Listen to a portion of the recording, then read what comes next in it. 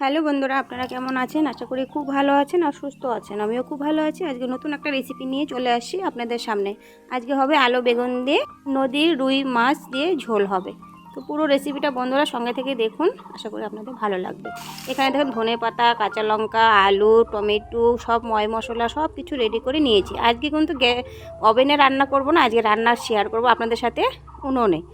তো উনুনে রান্না করব। এদিকে দেখুন মাছগুলো ভালো করে সবগুলো ধুয়ে নিয়ে এদিকে নুন হলুদ দিয়ে মেখে নিচ্ছি ভালো করে, সুন্দর করে সবগুলো গায়ে ভালো করে নুন হলুদ মাখিয়ে নিয়ে তারপরে কিন্তু সব কিছু তো রেডি করা হয়েই গেছে। তারপরে উনুনটা ধরিয়ে রান্নাটা চাপিয়ে দেব। তো বন্ধুরা পুরো ভিডিওটা সঙ্গে থেকে দেখুন।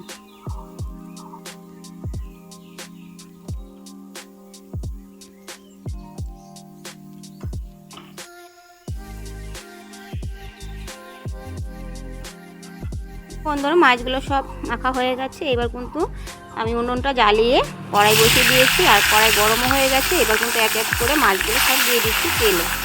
তো অনেকগুলো লাকড়ি দেখুন এখানে রেখে দিয়েছি। তো এখান থেকে আমি সরিয়ে অন্য জায়গায় রাখবো, দেখতে খারাপ লাগছে।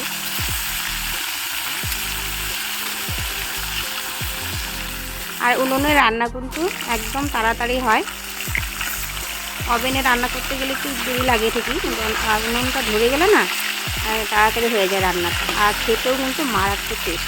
তো আমি উনুনে রান্না করি না, আমার না খুব অসুবিধা লাগে। উনুনে রান্না করলে এইসব টেনে ঘর থেকে আনতে হয়, আবার টেনে নিতে হয় ঘরে, এর জন্য আমার খুব অসুবিধা হয়। যাই হোক, আপনাদের সাথে কথা বলতে বলতে দেখুন তো মাছগুলো ভাজা হয়ে গেছে।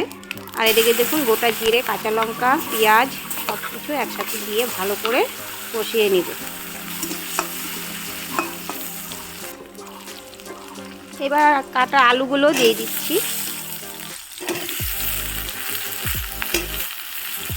এবার ভালো করে নাড়াচাড়া করে নিয়ে তারপর কিন্তু বেগুনগুলো দেব, যেহেতু আলু বেগুন দিয়ে ঝোল হবে। এই যে বেগুনগুলো দিয়ে দিলাম। আপনি চাইলে আলাদা করে বেগুনগুলো ভেজেও তুলতে পারেন, তো আমি একসাথেই দিয়েছি। আর যেহেতু কচি একদম বেগুনগুলো, বন্ধুরা এইবার কিন্তু সব ময় মশলাগুলো দিয়ে দিব এক এক করে। হলুদ গুঁড়ো দিয়ে দিচ্ছি নুন, দিয়ে দিব লঙ্কার গুঁড়ো,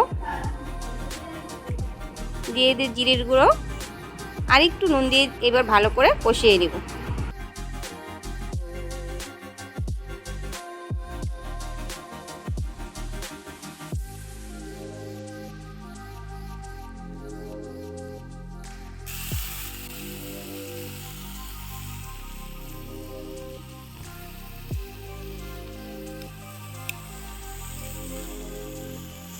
তো বন্ধুরা কষানো হয়ে গেছে, এবার জল দিয়ে দিচ্ছি।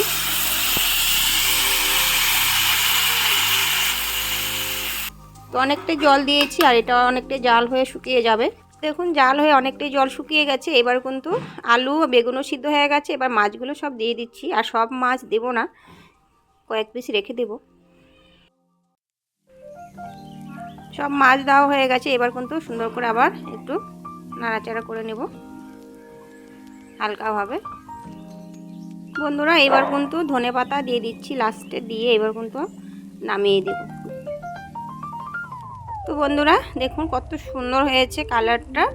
বন্ধুরা আলু বেগুন দিয়ে রুই মাছের ঝোলটা কেমন হয়েছে অবশ্যই কমেন্ট করে বলবেন, আর যদি ভালো লাগে একটা করে লাইক দেবেন। তো আজকের মতো এখানে টাটা, বাই বাই।